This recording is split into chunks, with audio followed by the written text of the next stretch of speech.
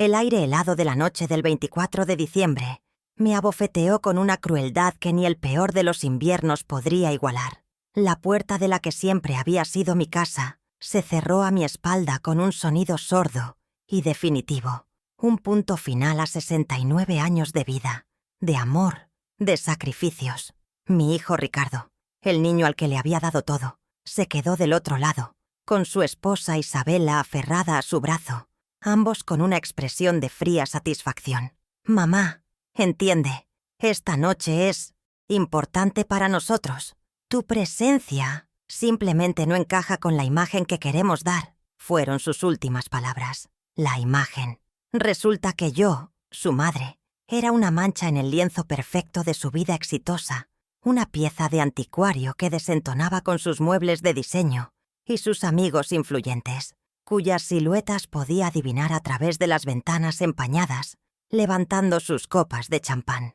Dentro, las risas sonaban lejanas, distorsionadas por el cristal y por el zumbido en mis oídos. La casa, aquella que mi difunto esposo y yo construimos ladrillo a ladrillo, rebosaba de luces parpadeantes y adornos carísimos, un escenario perfecto para la farsa de familia feliz que mi hijo y su mujer insistían en representar.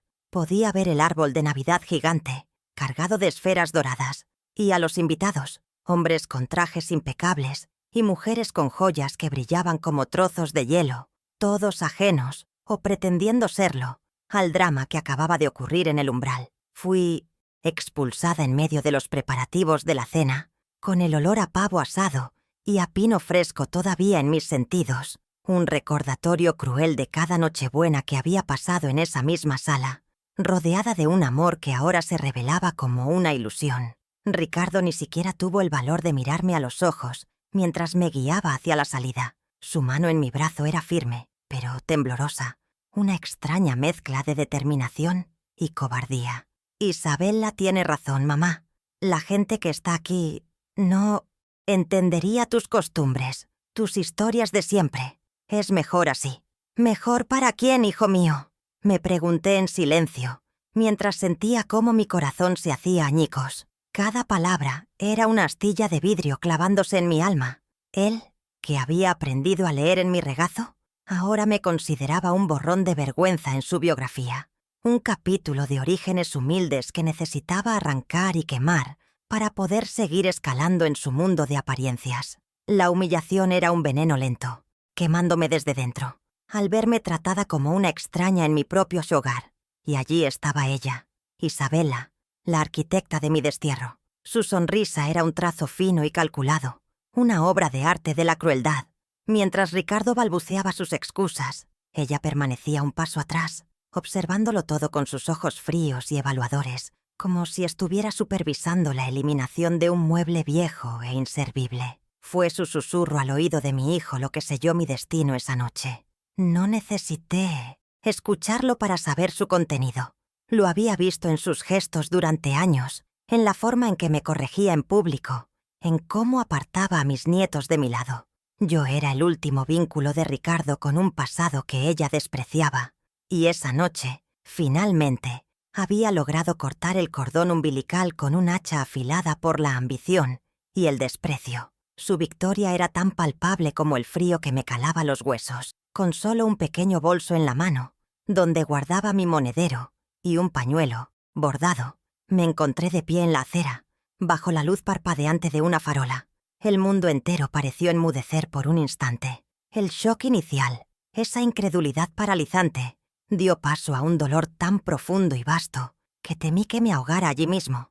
Era la sensación de ser basura, de que toda una vida de amor incondicional, de noches en vela, de manos gastadas trabajando para darle un futuro, había sido arrojada al contenedor del olvido sin la menor ceremonia. Cada risa que se escapaba de la casa era una burla, una confirmación de mi obsolescencia. ¿Cómo podía el fruto de mi vientre, la razón de mi existencia, mirarme y ver solo un estorbo? El amor de una madre, pensaba, es el único que nunca pide nada a cambio, pero jamás imaginé que recibiría el desprecio como recompensa. La puerta se cerró y el cerrojo sonó como el martillo de un juez, dictando una sentencia irrevocable. Me quedé inmóvil, mirando la madera pulida que me separaba de todo lo que había conocido. El silencio de la calle era abrumador, roto solo por el murmullo lejano de alguna otra familia, celebrando, unida y feliz. Me sentí la persona más sola del planeta, una náufraga en plena Nochebuena. El frío no estaba solo en el aire, se había instalado en mi pecho, congelando mis lágrimas antes de que pudieran caer. ¿Alguna vez han sentido ese vacío? Esa certeza de que ya no perteneces a ningún lugar, de que el nido que construiste con tanto esmero ahora está ocupado por aves rapaces que te han echado a patadas. Es una soledad que duele físicamente, una amputación del alma. Mientras mis pies comenzaban a moverse por inercia, sin rumbo fijo, mi mente voló hacia atrás, a una Navidad de hace más de 30 años, en esa misma casa, pero en una cocina mucho más modesta. Ricardo, con sus rodillas raspadas y sus ojos llenos de ilusión, me ayudaba a decorar galletas de jengibre, manchándose la nariz de azúcar. Recuerdo el calor del horno, el sonido de su risa infantil y la promesa que le hice a su padre esa noche, mientras nuestro hijo dormía. Siempre lo protegeré, Antonio, siempre. ¿En qué momento se había perdido ese niño? ¿Cuándo se había transformado en este extraño de corazón endurecido que me había dejado en la calle sin siquiera un abrigo? El contraste entre el recuerdo y la realidad era una herida abierta, sangrando memorias y anhelos perdidos. Pero entonces, mientras caminaba bajo las estrellas indiferentes de diciembre, una chispa se encendió en medio de la desolación. No era rabia, ni un deseo de venganza. Era algo más antiguo, más sólido. Era la voz de Antonio en mi memoria, recordándome su última advertencia, su desconfianza hacia el brillo fácil que tanto seducía a nuestro hijo. El carácter de un hombre se prueba no por cómo sube, sino por cómo trata a quienes lo ayudaron a empezar.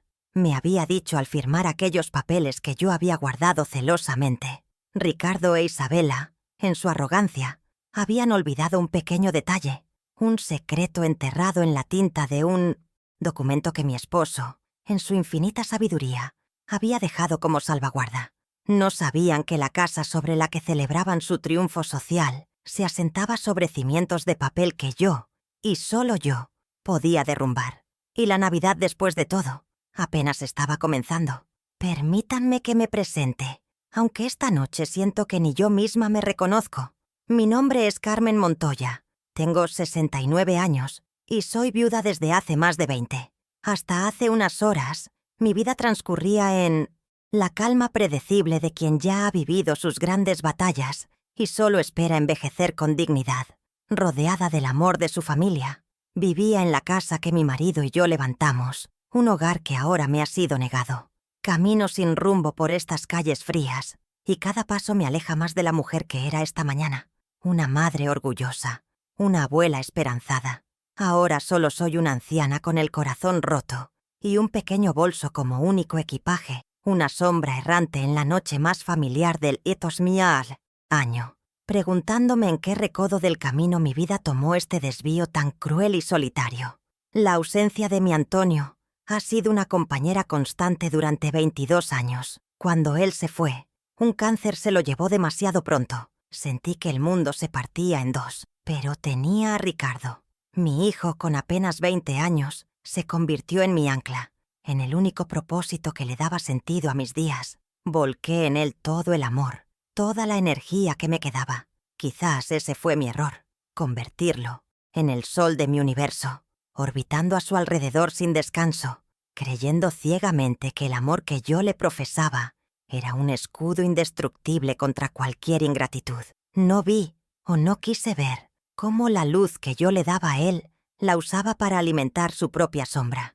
Una sombra de ambición que terminaría por devorarnos a ambos. Mi rutina era sencilla, tejida con los hilos de las pequeñas alegrías. Las mañanas las dedicaba a mi jardín, un pequeño pedazo de tierra detrás de la casa donde mis rosales y mis geranios eran mis confidentes. Hablaba con ellas mientras quitaba las malas hierbas, sintiendo la tierra húmeda entre mis dedos, una conexión con algo real y honesto. Por las tardes, la cocina se convertía en mi santuario. Amasar el pan, preparar las recetas de mi madre, sentir el aroma de un guiso cociéndose a fuego lento. Esos eran mis lujos. Era una vida tranquila, quizás aburrida a los ojos de gente como Isabela, pero para mí estaba llena de significado. Cada flor que brotaba, cada plato que compartía, era una forma de dar amor, la única moneda que siempre he sabido manejar. Siempre he pecado de confiada, de pensar que en el fondo de cada persona habita la bondad. Mi vulnerabilidad principal siempre ha sido esa, un corazón demasiado abierto, una disposición a perdonar antes incluso de que me pidan disculpas. He sido una mujer de afectos firmes y de pocas palabras, creyendo que las acciones hablan más alto. Crié a mi hijo bajo esa premisa, enseñándole el valor del trabajo y el respeto. Pero el mundo, al parecer, tiene un lenguaje nuevo, uno en el que la lealtad y el sacrificio son deudas que caducan, que se pueden borrar del libro de cuentas cuando ya no resultan convenientes. Mi bondad fue interpretada como debilidad, mi silencio como sumisión, y mi amor incondicional como un recurso inagotable del que podían disponer a su antojo, sin coste alguno. Económicamente, vivo con lo justo.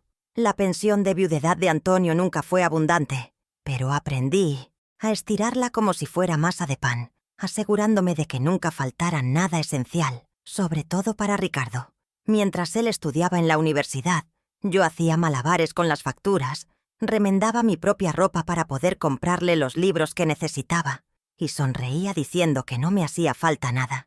Mi mayor riqueza no estaba en el banco, sino en sus logros. Celebré su graduación con más orgullo que si hubiera sido la mía.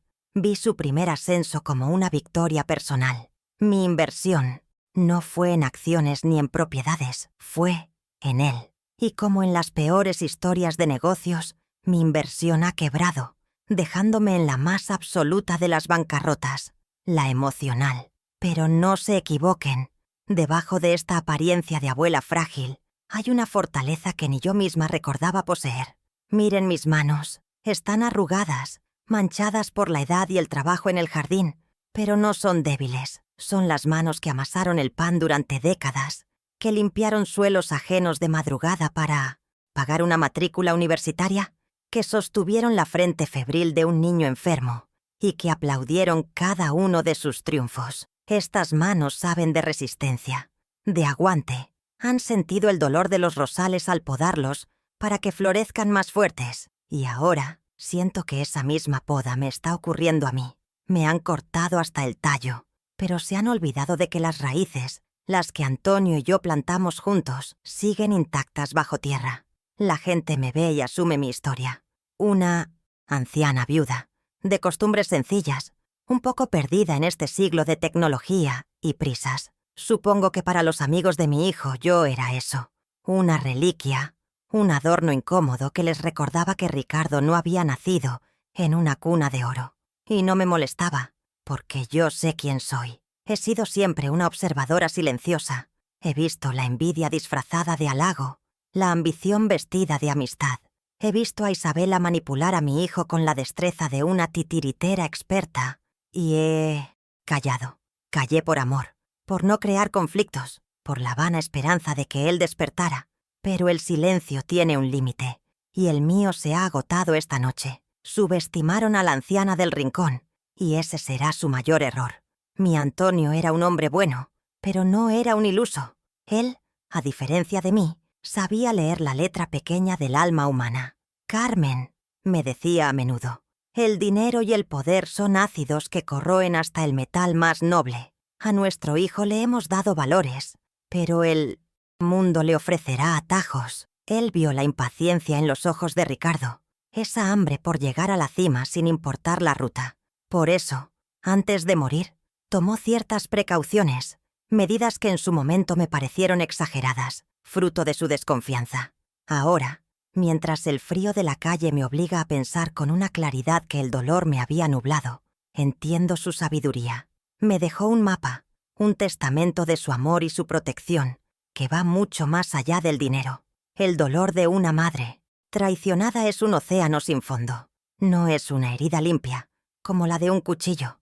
Es un desgarro interno, una hemorragia que no se ve pero que te vacía por dentro. Toda mi identidad se construyó en torno a ser la madre de Ricardo.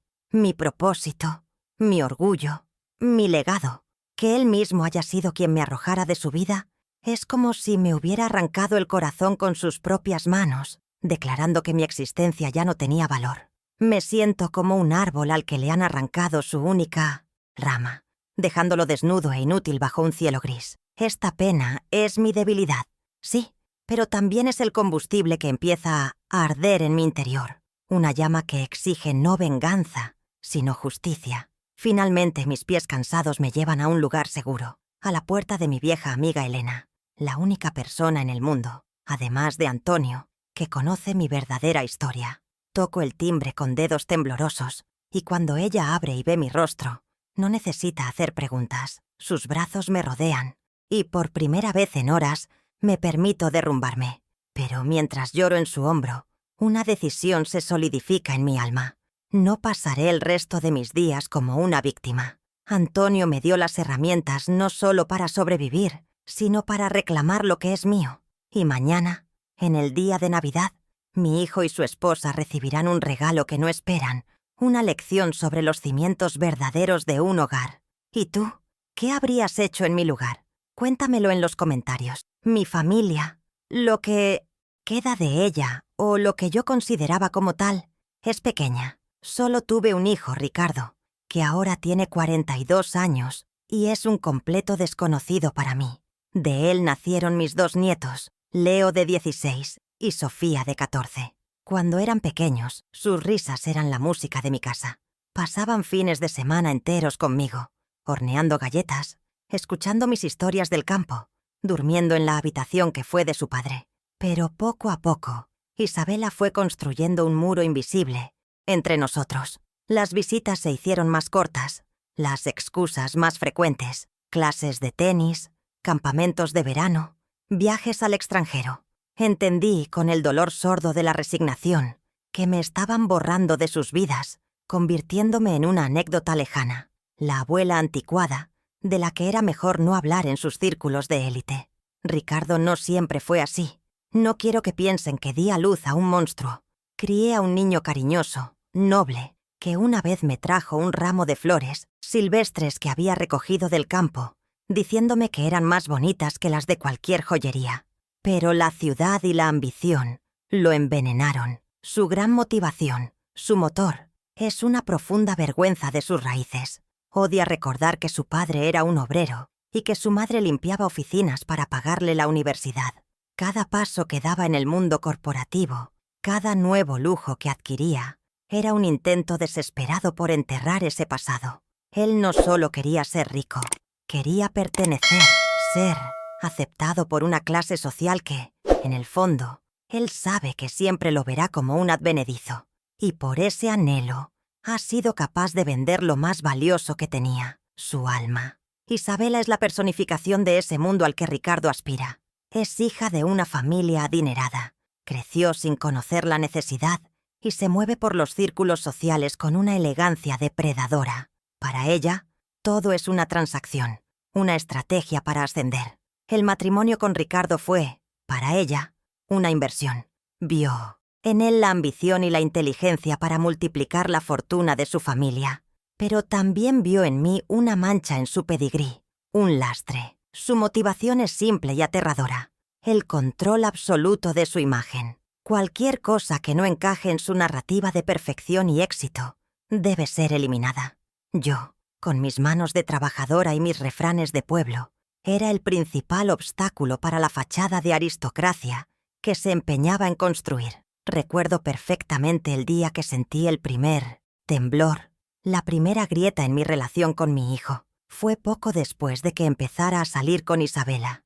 Me invitaron a cenar a un restaurante carísimo, de esos donde los platos tienen nombres que no sé pronunciar. Intenté contar una anécdota de la infancia de Ricardo, una historia simple y divertida sobre cómo intentó fabricar un cohete con una botella de plástico. La mesa de sus nuevos amigos se quedó en silencio, e Isabela soltó una risita condescendiente. «Ay, Carmen, qué ocurrencias. Ricardo ahora diseña estrategias de mercado que valen millones». Vi la cara de mi hijo, roja de vergüenza, y en ese instante supe que había perdido mi lugar. Comencé a ser la madre incómoda, el recordatorio viviente de un origen que él quería olvidar a toda costa. Con mis nietos la estrategia de Isabela fue más sutil, una lenta y constante campaña de desprestigio. Cuando eran niños, me adoraban. Leo me pedía que le enseñara a plantar tomates y Sofía se pasaba horas mirando mis viejos álbumes de fotos. Pero a medida que crecían, las visitas a mi casa empezaron a ser descritas por su madre como aburridas o poco estimulantes. Les compraba los videojuegos más modernos, los llevaba a resorts exclusivos. Mi hogar, lleno de amor y de olor a bizcocho recién hecho, no podía competir con eso. Empezaron a mirarme con una mezcla de lástima y distancia, como si yo fuera una pieza de museo. Me partía el alma ver cómo el veneno de su madre les iba cambiando el corazón, alejándolos de la sencillez y el afecto verdadero.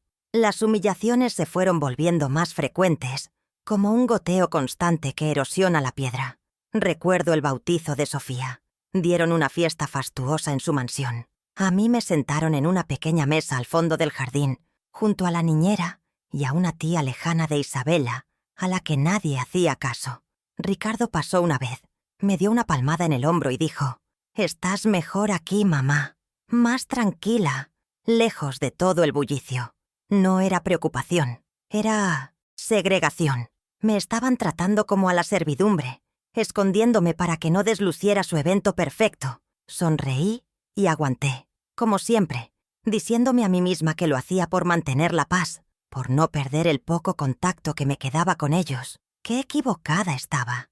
La paz no se consigue rindiendo la propia dignidad.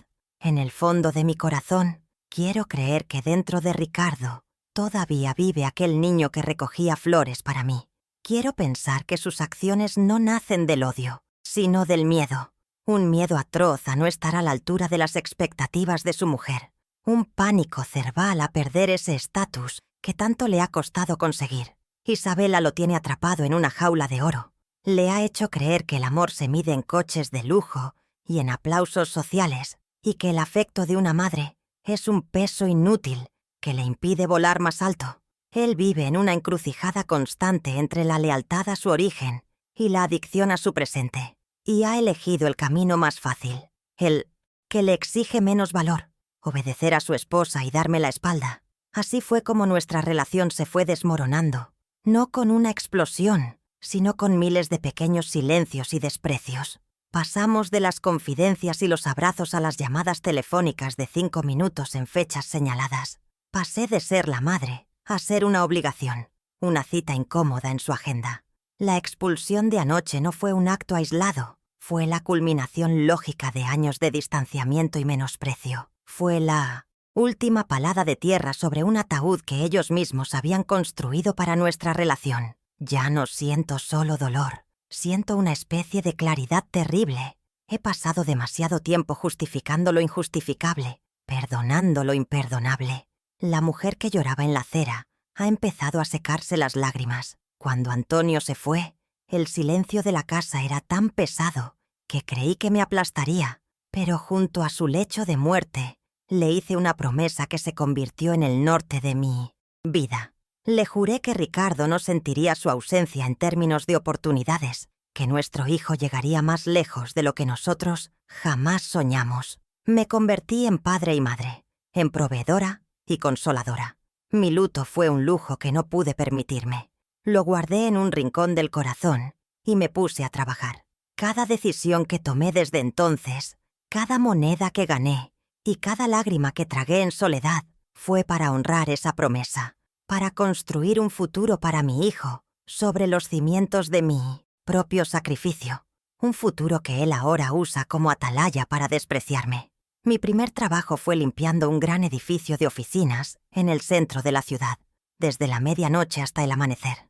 Recuerdo el eco de mis pasos en los pasillos vacíos, el olor a cera y a desinfectante que se me impregnaba en el pelo y en la ropa.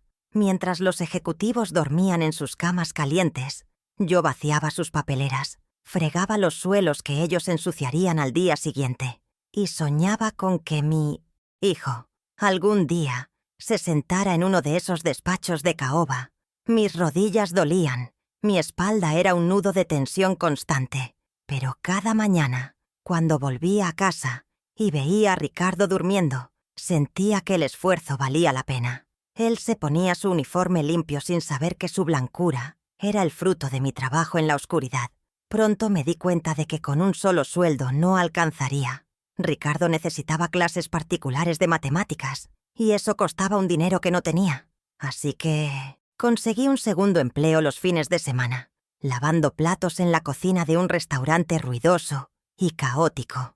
El calor del vapor, el estruendo de la loza y los gritos de los cocineros eran mi banda sonora mientras mis manos se agrietaban por el agua caliente y el detergente.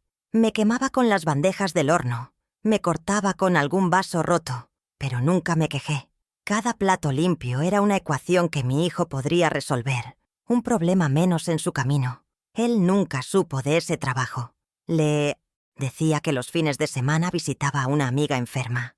No quería que sintiera ni lástima ni vergüenza. Cuando el dinero seguía sin ser suficiente, empecé a desprenderme de mis recuerdos. Lo primero que vendí fue el guardapelo de oro que me había regalado mi madre, con una pequeña foto de ella dentro. Sentí como si me arrancaran un trozo de piel, pero me convencí de que ella lo habría entendido.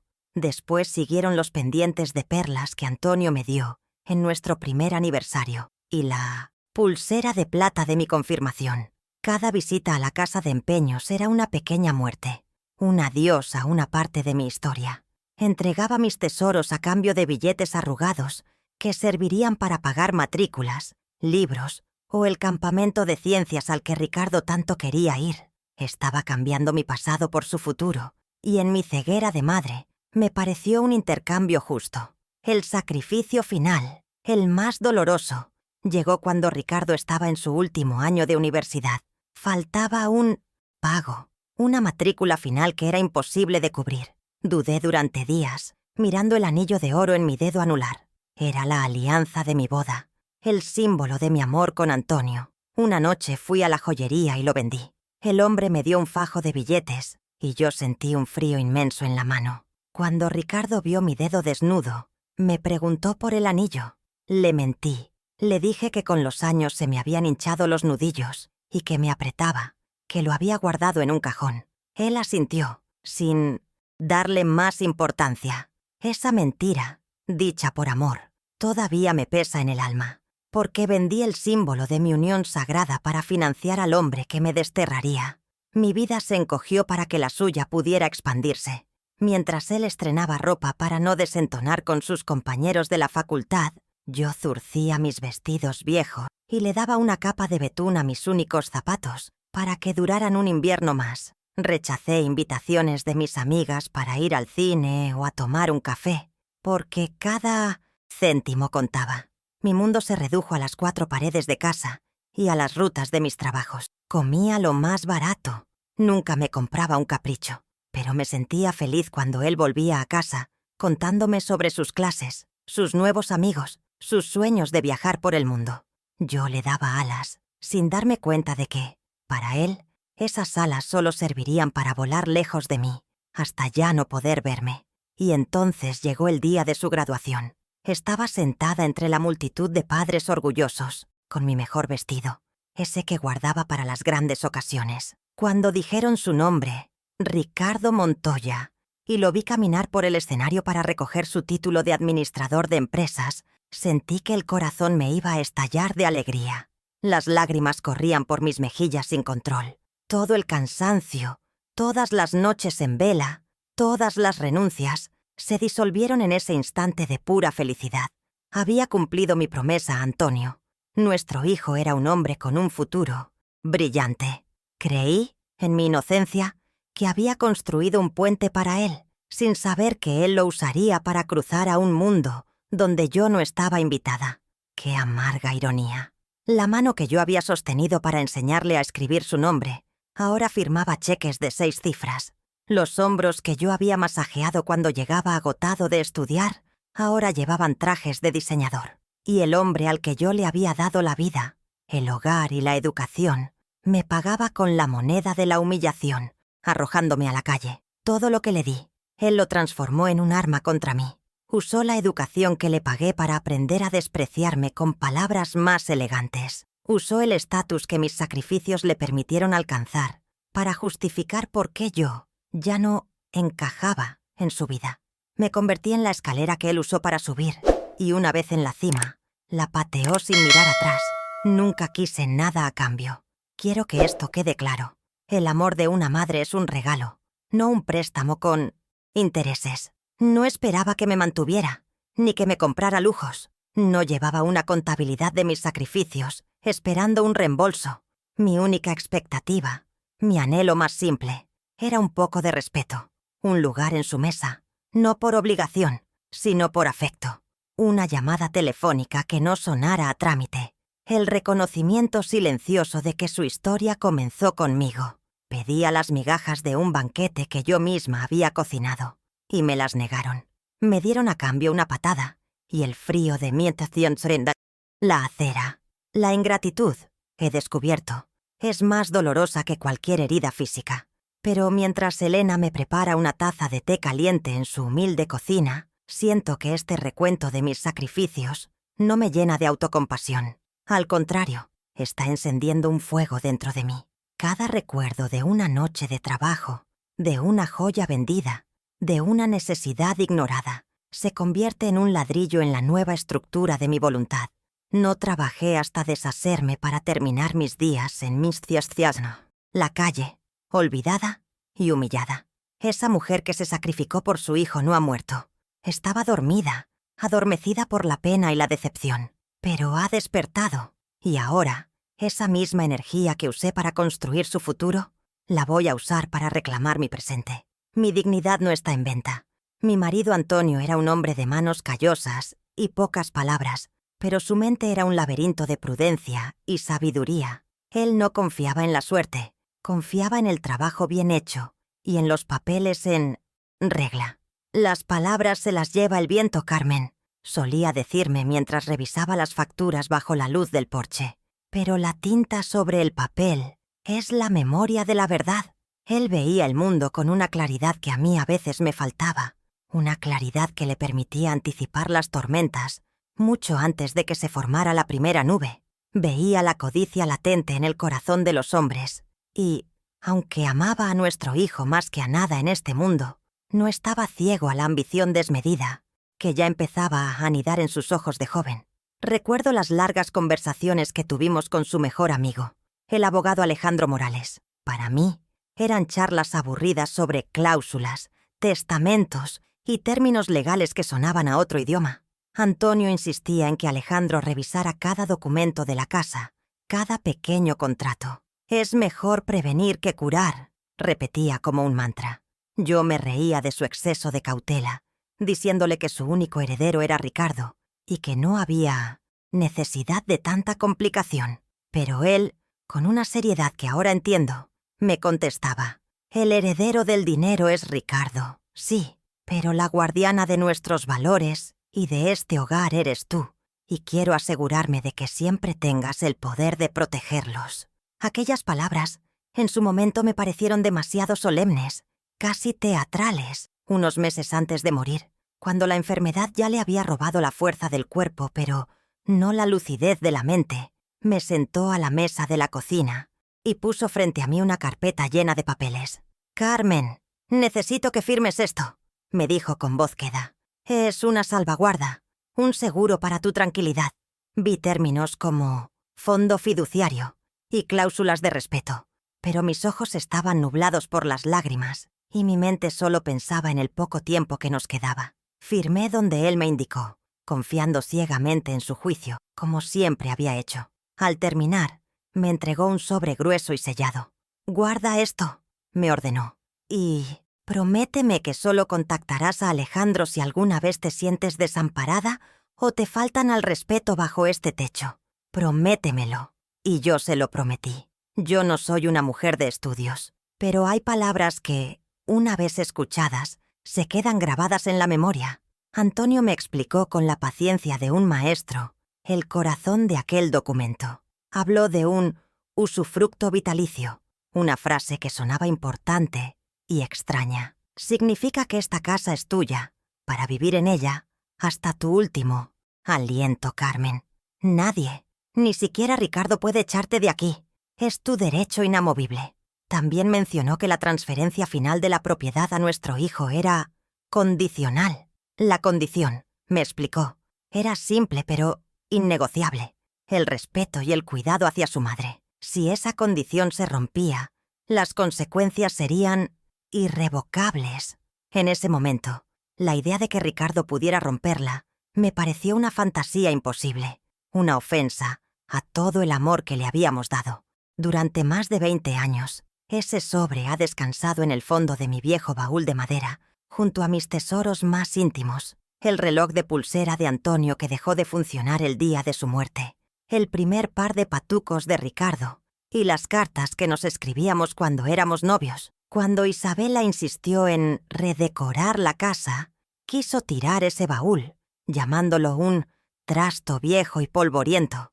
Luché por él como una leona, la única vez que me enfrenté a ella directamente. Lo relegaron a un rincón del desván y en su desdén por mi pasado, por mis antiguallas sentimentales, me hicieron el mayor de los favores. Han dormido durante años sobre un volcán legal, ignorando que la llave para desatar su erupción la guardaba yo, entre ovillos de lana y olor a naftalina.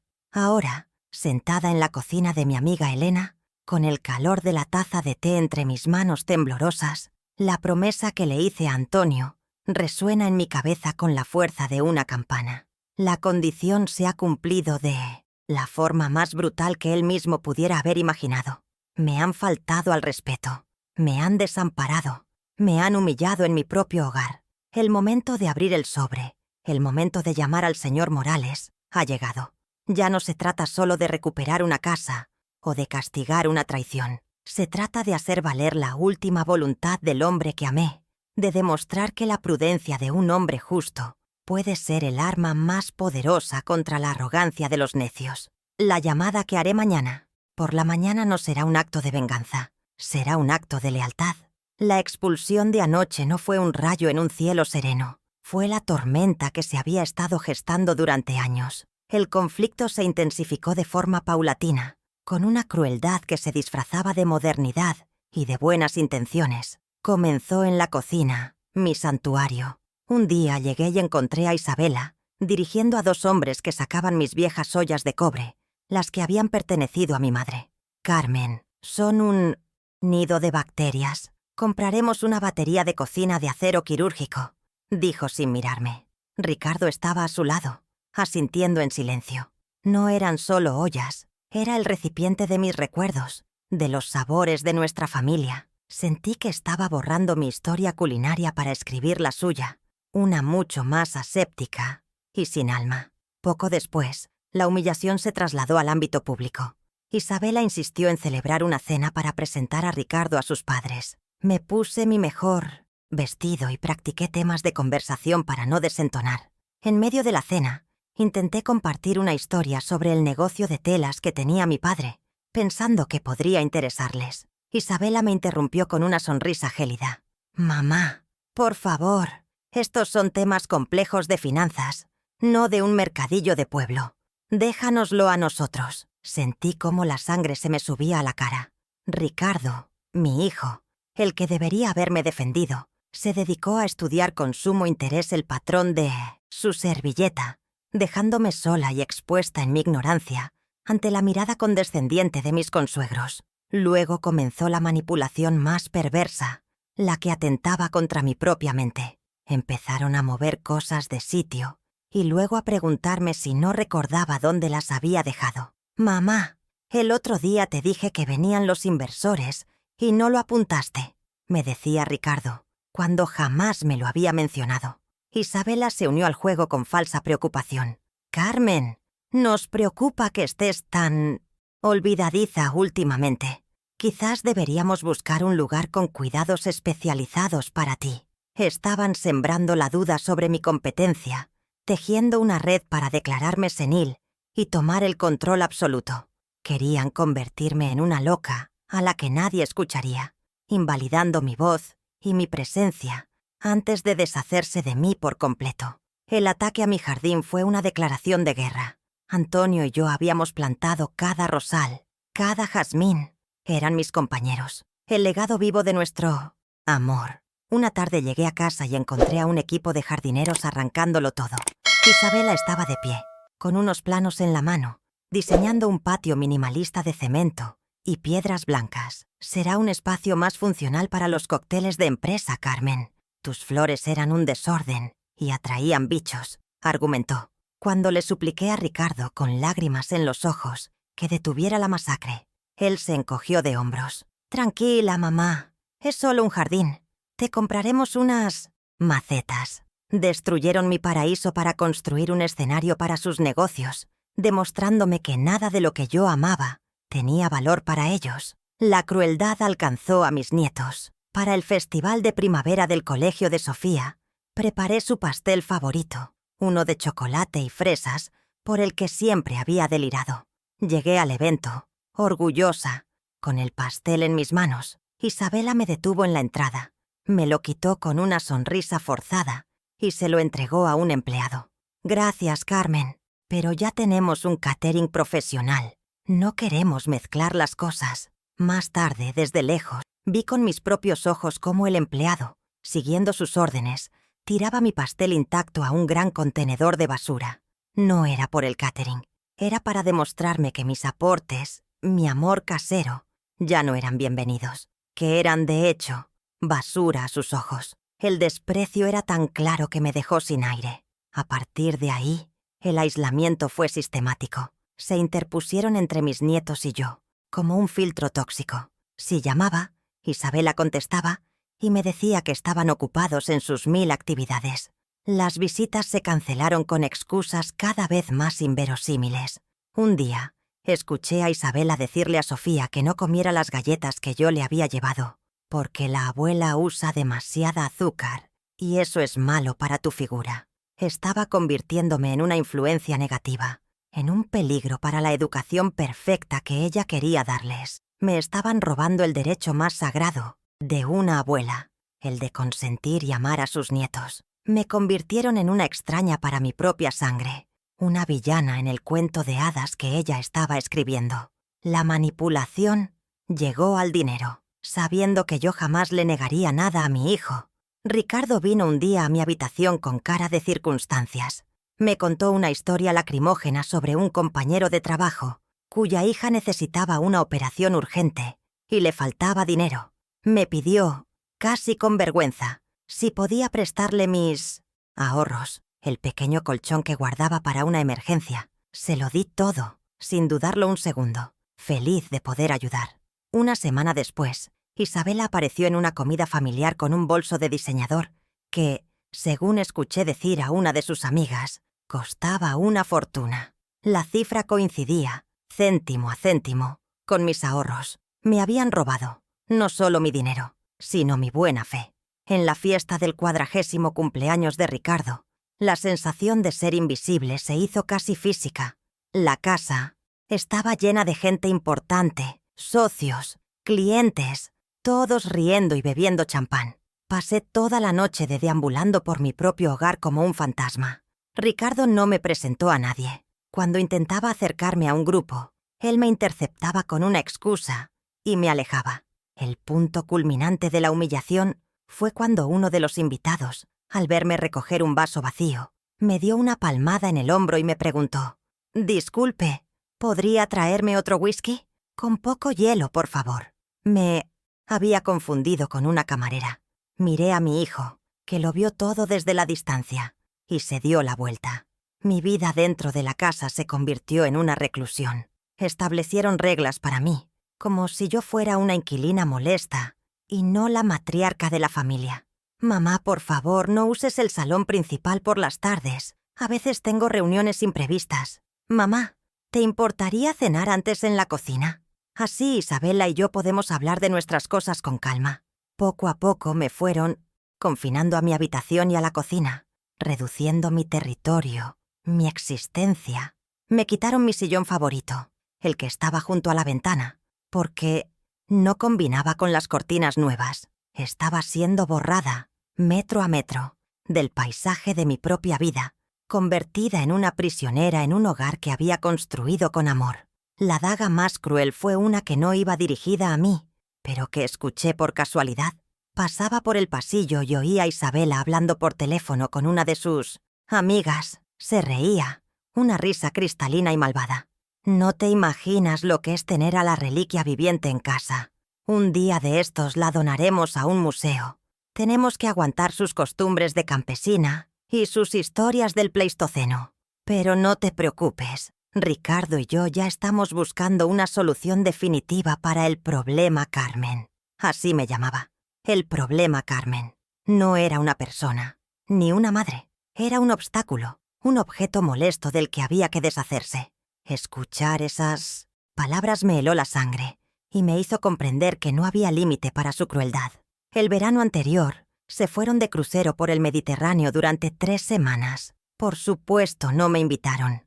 Vi las fotos que publicaban en las redes sociales. Ricardo, Isabela y mis nietos sonriendo en Roma, en Atenas, en las islas griegas. El pie de foto de una de las imágenes publicada por mi propio hijo decía: «El tiempo en familia es lo más importante. Family first».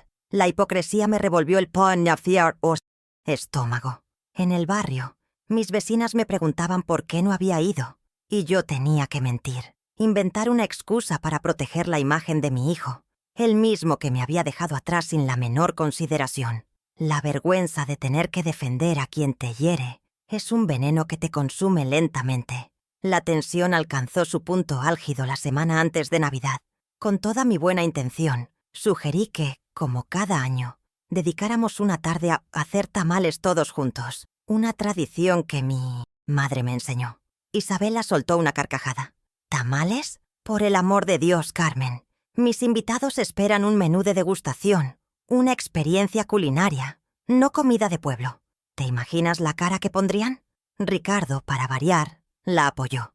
Mamá, tienes que entender que las cosas han cambiado. Hay que adaptarse a nuestra nueva realidad.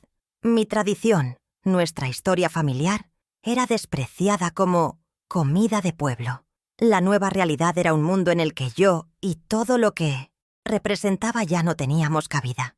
Pero la profanación definitiva ocurrió en silencio, en el lugar más sagrado de mis recuerdos, el desván. Un día subí a buscar una manta y encontré varias cajas abiertas. Eran mis cajas, las que contenían las cartas que Antonio me escribió desde el servicio militar, las fotos de nuestra boda, los dibujos de Ricardo cuando era niño. Lo habían revuelto todo, buscando no sé qué, probablemente algún documento de la casa. Vi una de las cartas de Antonio tirada en el suelo, con la huella de un zapato encima. Habían pisoteado mis recuerdos, habían violado mi intimidad más profunda sin el menor respeto. Aquello fue más que una humillación, fue una profanación, un acto que me demostró que para ellos, mi vida entera era solo un montón de basura. Todas estas imágenes, todos estos momentos de dolor y desprecio, desfilan ahora por mi mente con una claridad implacable, aquí, en la seguridad de la casa de Elena. Ya no son incidentes aislados que intentaba olvidar para mantener la paz. Son las piezas de un rompecabezas que, una vez armado, muestra un dibujo aterrador.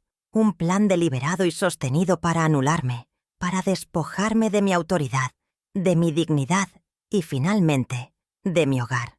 La expulsión en Nochebuena no fue un impulso, fue la ejecución final de una sentencia que habían dictado hace mucho tiempo. Y comprender esto no me hunde, sino que me libera de toda culpa, de toda duda, y me llena de una determinación fría y afilada como el cristal. El punto de ruptura no fue un estallido, no fue un grito en la noche fría mientras me cerraban la puerta en la cara. Fue un momento de un silencio absoluto. Varias horas después, sentada en la modesta cocina de mi amiga Elena, el llanto se había secado, dejando mis ojos hinchados y un extraño vacío en el pecho. Afuera, el mundo celebraba la Nochebuena. Adentro, el único sonido era el suave hervor del agua para un segundo té y el tic-tac del viejo reloj de pared, marcando los segundos de mi vida anterior que se desvanecían para siempre. Elena no me ofrecía consuelos vacíos, simplemente estaba allí, su presencia sólida como una roca en medio de mi naufragio. Y fue en esa quietud donde algo dentro de mí, finalmente, Hizo clic. Elena me miró fijamente, apartó mi taza y puso sus manos sobre las mías. Sus dedos eran cálidos, firmes. «¡Carmen!», dijo con una voz suave pero cargada de una indignación que yo todavía no me permitía sentir. «Has pasado 20 años viviendo para él. Le has dado tu tiempo, tu salud, tu dinero y tu alma. Y te ha pagado echándote a la calle. Ya has llorado lo suficiente por el hijo que perdiste. Es hora de empezar a luchar por la mujer que todavía eres». Sus palabras no fueron una simple frase de ánimo. Fueron una llave que abrió una puerta en mi interior. Una puerta que había mantenido cerrada con cerrojo, por miedo, por un amor malentendido, por una lealtad ciega. En ese preciso instante, dejé de ser una víctima. Fue como si una niebla espesa se disipara de mi mente. El dolor seguía ahí, sordo y profundo, pero ya no me paralizaba. Se transformó en una claridad glacial. Vi a Ricardo y a Isabella no como mi hijo y mi nuera que me habían herido, sino como lo que eran, dos adversarios que habían cruzado una línea moral infranqueable. Comprendí que su amor y su respeto eran cosas que ya no podía mendigar, porque simplemente no existían. No se puede sacar agua de un pozo seco. Mi lucha ya no era para que me quisieran, sino para que me respetaran. Y el respeto, a diferencia del amor, a veces hay que exigirlo por la fuerza de la razón, de la verdad y de la ley. Mi cerebro, que hasta ese momento había estado atrapado en un bucle de recuerdos dolorosos, cambió de rumbo. Dejé de preguntarme ¿por qué me han hecho esto? Y empecé a formular la única pregunta que importaba. ¿Y ahora qué voy a hacer yo? La imagen de Antonio en su lecho de muerte, haciéndome prometer que guardaría aquel sobre, vino a mi mente con una nitidez abrumadora. Recordé su voz, su advertencia. El dolor no desapareció, pero encontró un cauce. Se convirtió en el combustible para un motor que llevaba mucho tiempo apagado. El de mi propia voluntad, el de mi instinto de supervivencia. La mujer sumisa que aguantaba humillaciones por mantener la paz, murió en esa cocina, a la luz de un humilde fluorescente. Me erguí en la silla y miré a Elena. Ella notó el cambio en mis ojos, porque asintió levemente, como si lo estuviera esperando. «Elena», dije, y mi propia voz me sorprendió. Sonaba firme, sin el más mínimo temblor. Antonio sabía que algo así podía pasar. Era un hombre precavido. Antes de morir, dejó las cosas arregladas para protegerme. No entré en detalles sobre el fondo fiduciario, ni el usufructo vitalicio. No era necesario. Simplemente le dije: «Hay unos documentos y hay un abogado, su mejor amigo. Creo que ha llegado el momento de hacer una llamada».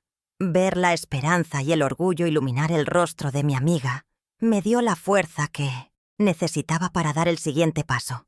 Con la ayuda de Elena, busqué en una vieja agenda telefónica el número del despacho del señor Alejandro Morales. Lo encontramos.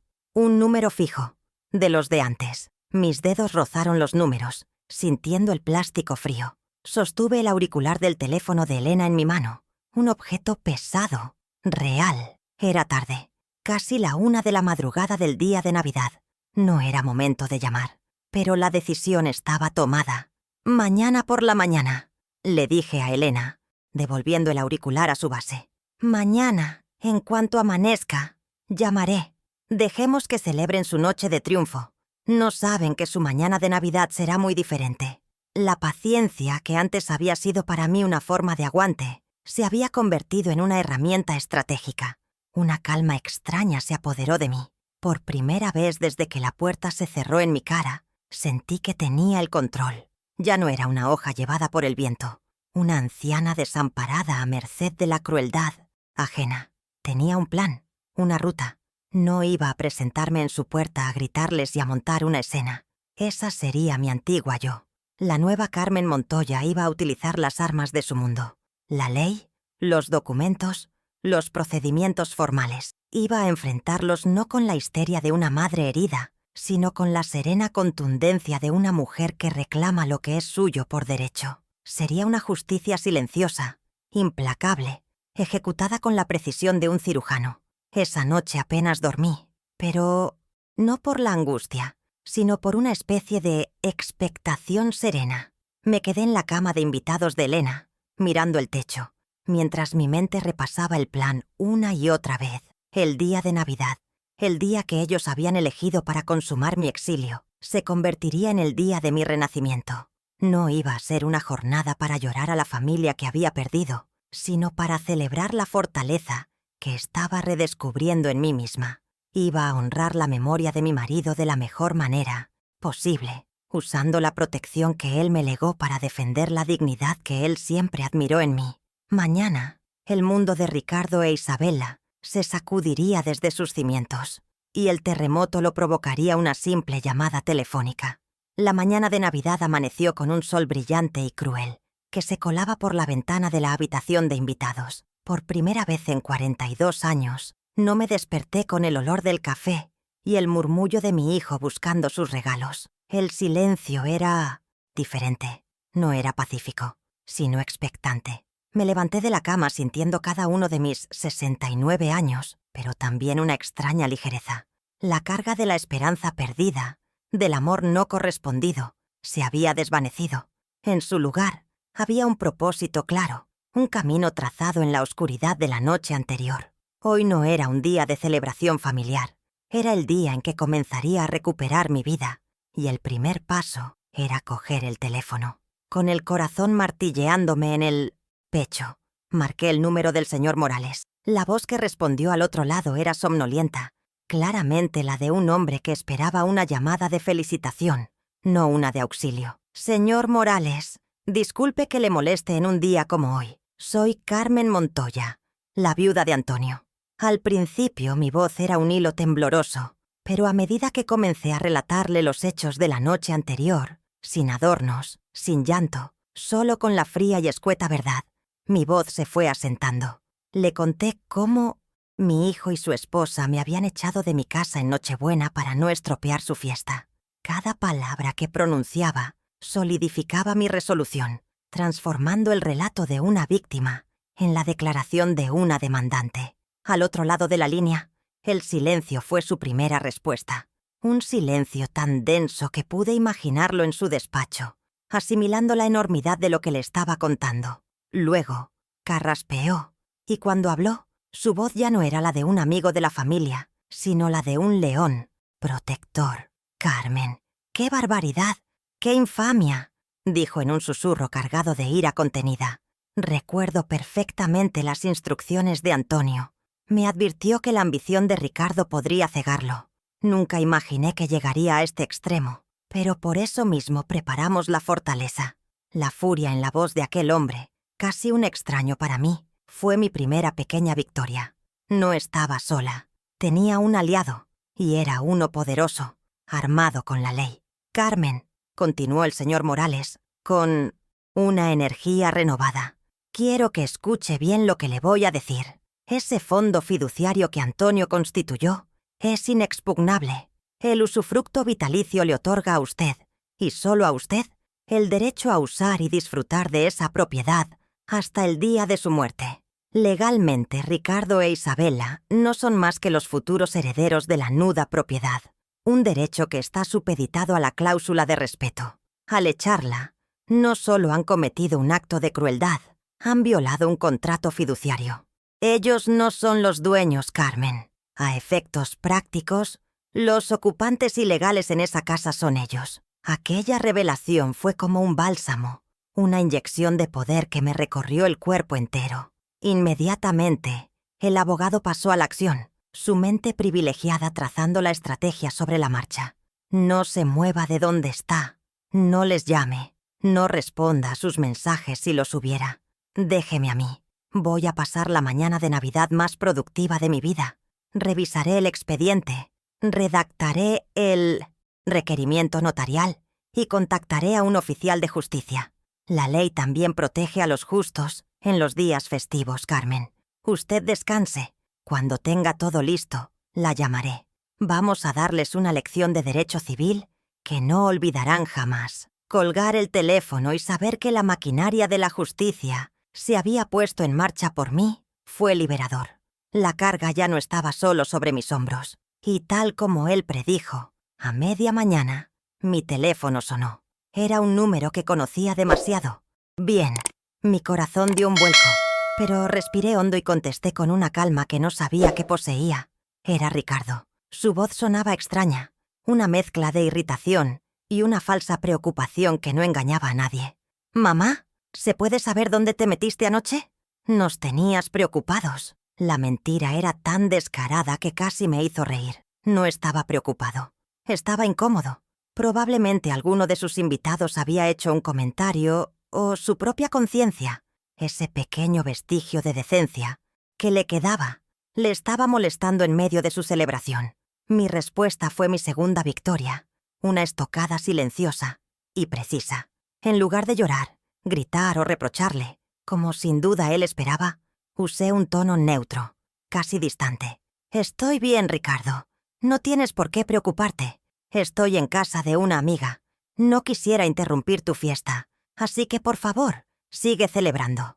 Que pasen un feliz día». El silencio que siguió al otro lado de la línea fue delicioso.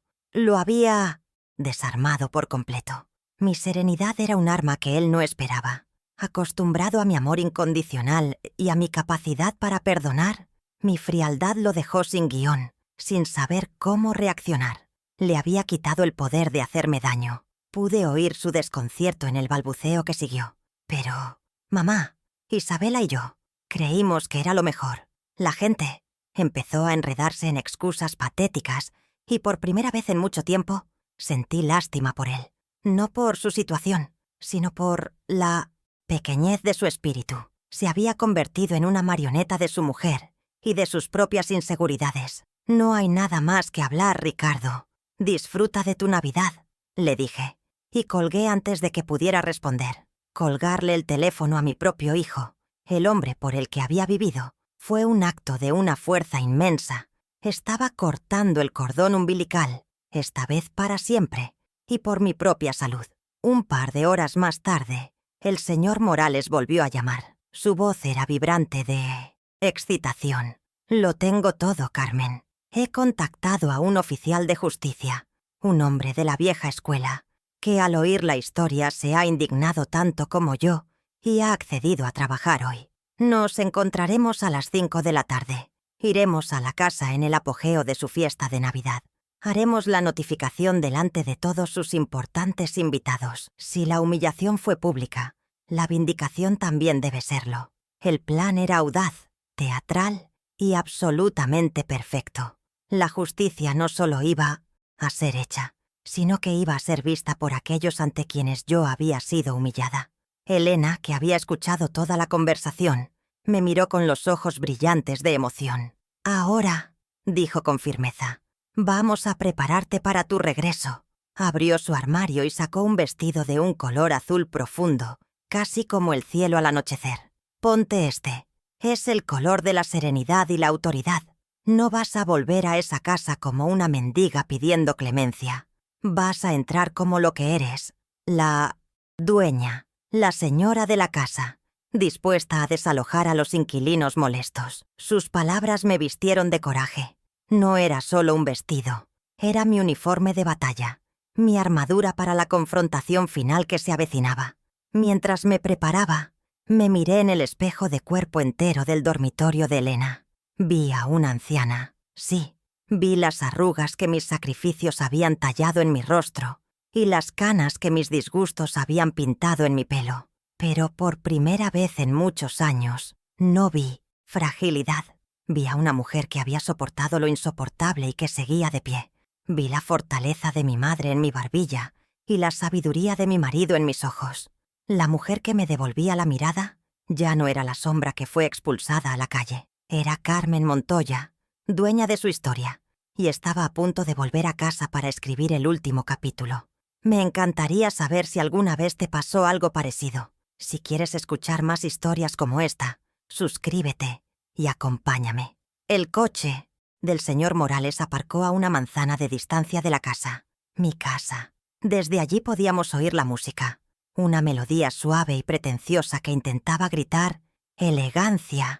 Las luces de Navidad que yo misma había ayudado a Ricardo a colocar cuando era un niño, ahora parpadeaban como ojos burlones, iluminando una fiesta a la que no estaba invitada. Mi corazón latía con la fuerza de un tambor de guerra. un ritmo constante que marcaba el paso hacia mi propia liberación. A mi derecha, el señor Morales me ofreció una mirada de aliento. A mi izquierda, el oficial de justicia, un hombre corpulento de rostro severo, ajustó su corbata. No sentía miedo, solo una extraña y helada calma, la calma que precede a los terremotos. Era la hora. Caminamos por la acera en silencio, 3 figuras con un propósito inquebrantable. Cada paso sobre aquellas baldosas que había barrido miles de veces era un paso para reclamar mi territorio. Nos detuvimos frente a la puerta de roble macizo.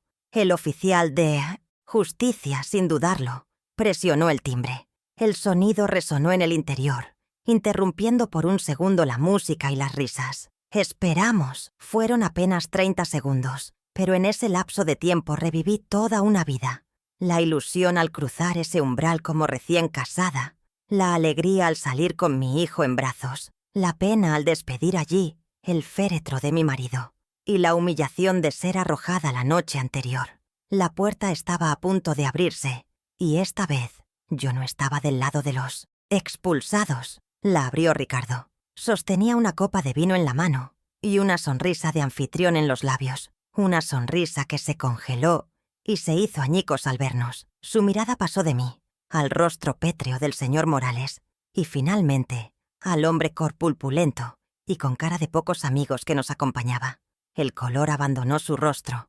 Pude ver el engranaje de su mente tratando de procesar la escena, buscando una explicación lógica que no fuera la que su instinto le gritaba. Detrás de él apareció Isabela, su risa muriendo en sus labios al ver la expresión de su marido. «¿Qué pasa, cariño? ¿Quién es?», preguntó, antes de que su propia mirada chocara contra el muro de nuestra presencia. Sin esperar invitación, el señor Morales dio un paso al frente, obligando a Ricardo a retroceder. «Buenas tardes, Ricardo. No venimos a celebrar, sino a cumplir con una diligencia oficial. Le ruego que nos permita el paso». Su voz, cortés pero inflexible, no admitía réplica. Entramos en el vestíbulo y avanzamos hacia el salón principal. El efecto fue inmediato. La música pareció tropezar y callar. Las conversaciones se extinguieron. Más de 50 pares de ojos, los mismos ojos que me habían ignorado o mirado con lástima, se clavaron en nosotros. El ambiente festivo se evaporó, reemplazado por una tensión tan densa que se podía sentir en la piel. El tiempo se detuvo. Éramos el centro de una obra de teatro cuyo guión solo nosotros conocíamos. Contemplé a la audiencia. Allí estaban los socios de Ricardo, los clientes que tanto quería impresionar, las amigas de Isabela con sus vestidos de seda y sus joyas deslumbrantes. Eran el tribunal ante el cual yo había sido juzgada y sentenciada como inadecuada la noche anterior. Ahora, sin saberlo, se habían convertido en los testigos de mi apelación, en el jurado que presenciaría la revelación de la verdad. Sus rostros reflejaban una mezcla de curiosidad, confusión y alarma. Habían venido a una fiesta de Navidad y se habían encontrado en medio de un drama legal que prometía ser mucho más entretenido que cualquier cotilleo de sobremesa. Su atención era total, y eso era exactamente lo que queríamos. Isabela, recuperándose del shock inicial, intentó tomar el control con su falsa amabilidad. «Mamá, qué sorpresa tan inesperada. Y, señor Morales, no sabía que estaba en la lista de invitados. Pasen a mi despacho y tomaremos algo». Era un intento desesperado por ocultar el escándalo, por llevar la crisis a un cuarto privado.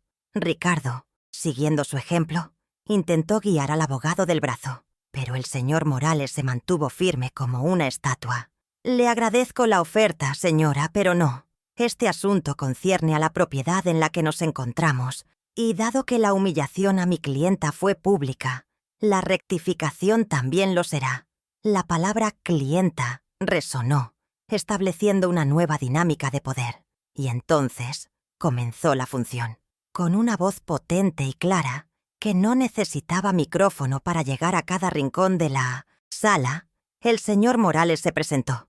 «Para quienes no me conocen, mi nombre es Alejandro Morales. Fui el abogado y mejor amigo del difunto Antonio Montoya, y soy el administrador del fondo fiduciario que él estableció para proteger el patrimonio familiar.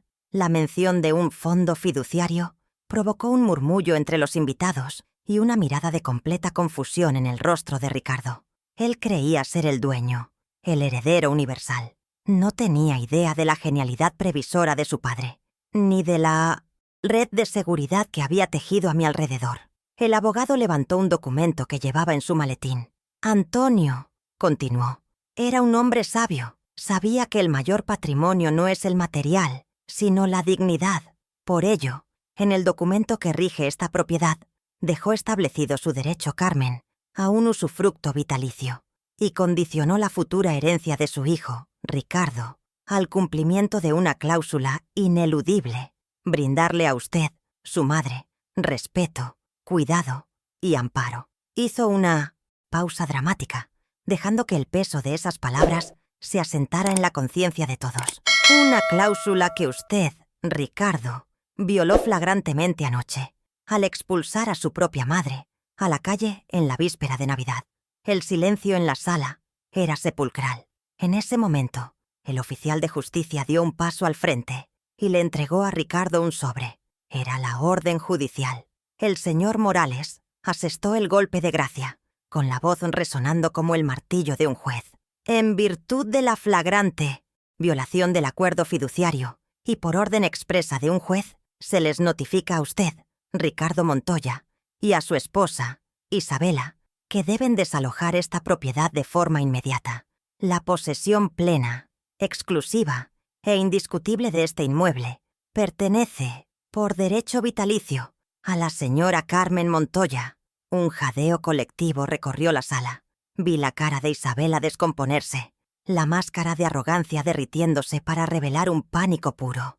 Ricardo miraba el papel como si estuviera escrito en un idioma alienígena, su mundo entero derrumbándose en un instante. Finalmente todas las miradas se volvieron hacia mí. Yo no era la vieja estorbosa, no era el problema Carmen. En el centro de ese salón lujoso, con mi sencillo vestido azul, yo era la ley, yo era el poder, yo era la justicia. Miré a mi hijo, a los ojos de aquel extraño en que se había convertido.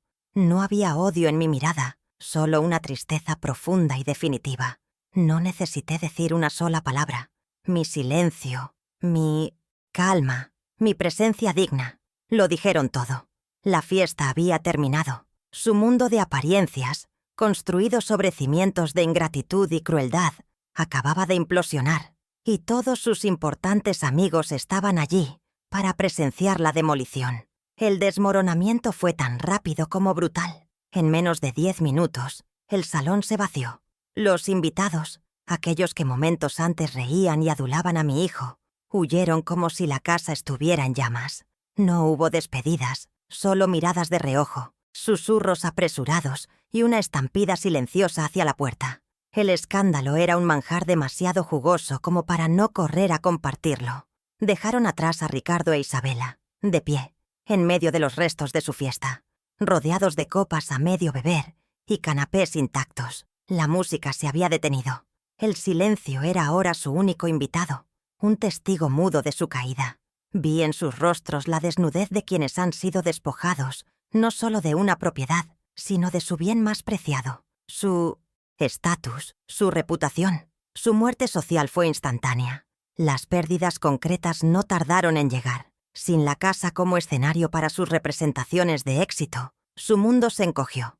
El señor Morales me informó unas semanas después que las repercusiones profesionales para Ricardo habían sido devastadoras. La historia de cómo había tratado a su madre y cómo había perdido su casa se extendió por los círculos empresariales como la pólvora. Nadie quiere hacer negocios con un hombre que carece de honor y escrúpulos. Perdió contratos, socios que le retiraron la confianza y finalmente su puesto de alto ejecutivo. Isabela, por su parte, fue borrada de la lista de invitadas de todas las galas benéficas y eventos sociales. Su castillo de naipes, construido sobre la mentira y la apariencia, se había derrumbado con un solo soplo de verdad. Unos días después de la debacle, Ricardo se presentó en mi puerta, solo. Era una imagen patética. El traje caro no podía disimular sus hombros caídos, su mirada de perro apaleado. Lloró.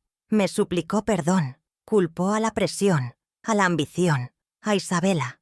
Dijo que ella lo había manipulado, que él nunca quiso hacerme daño.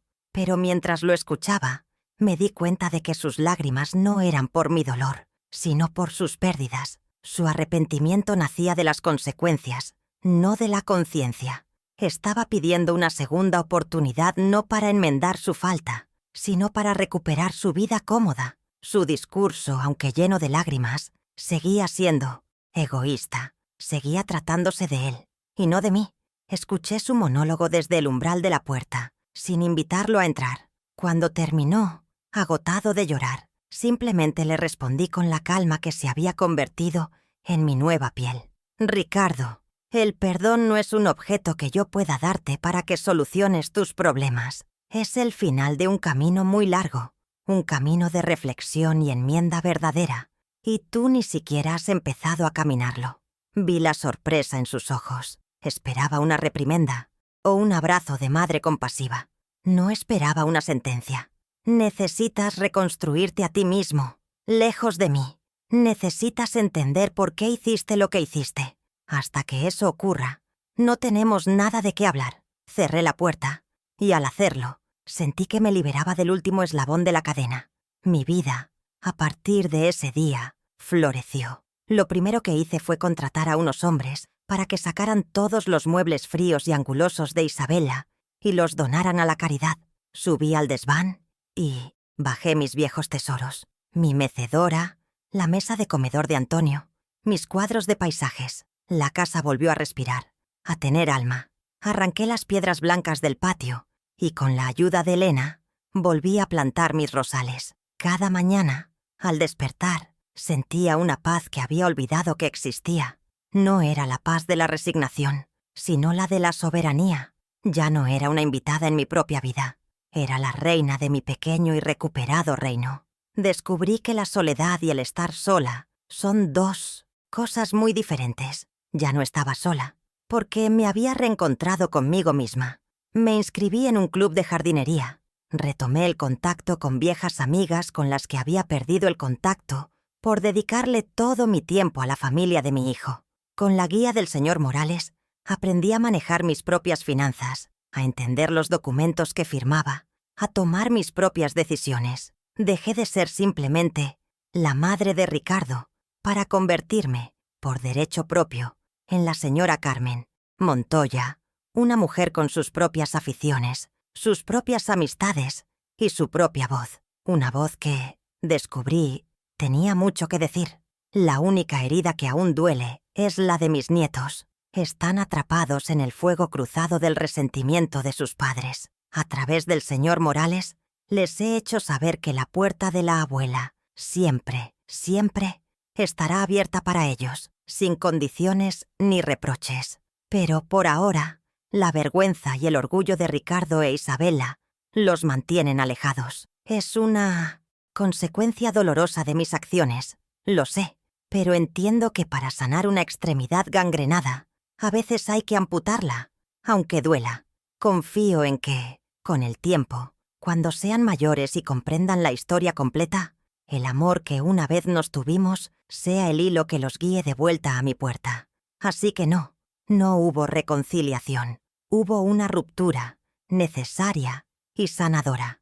No albergo odio en mi corazón. Sería como beber veneno esperando que el otro muera. Lo que siento es una serena distancia.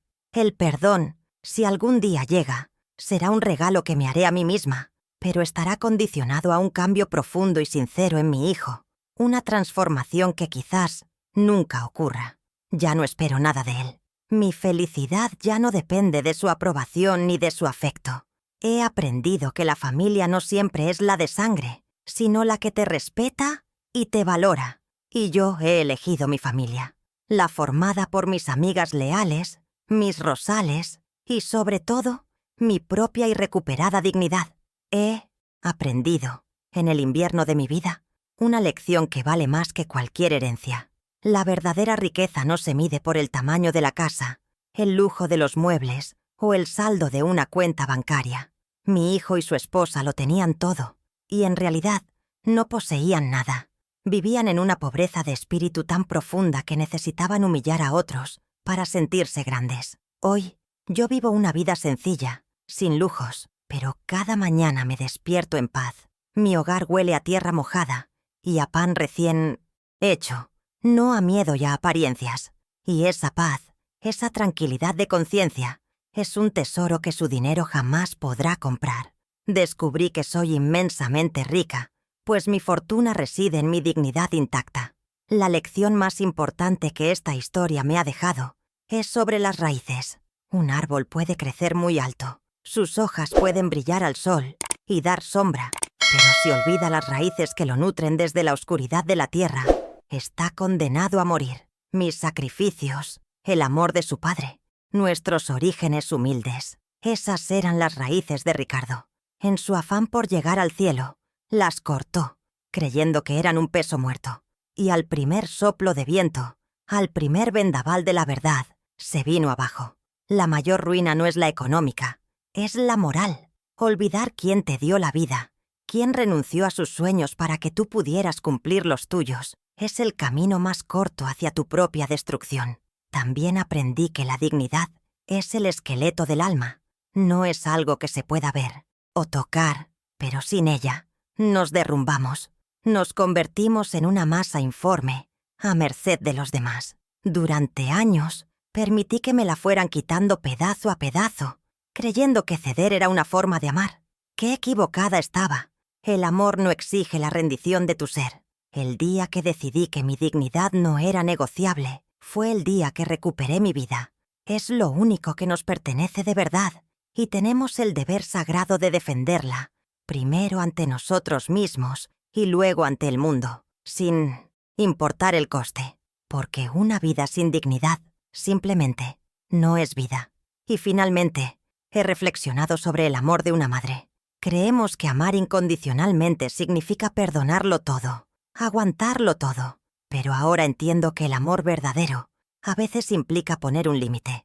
Amar a un hijo también es enseñarle que sus acciones tienen consecuencias.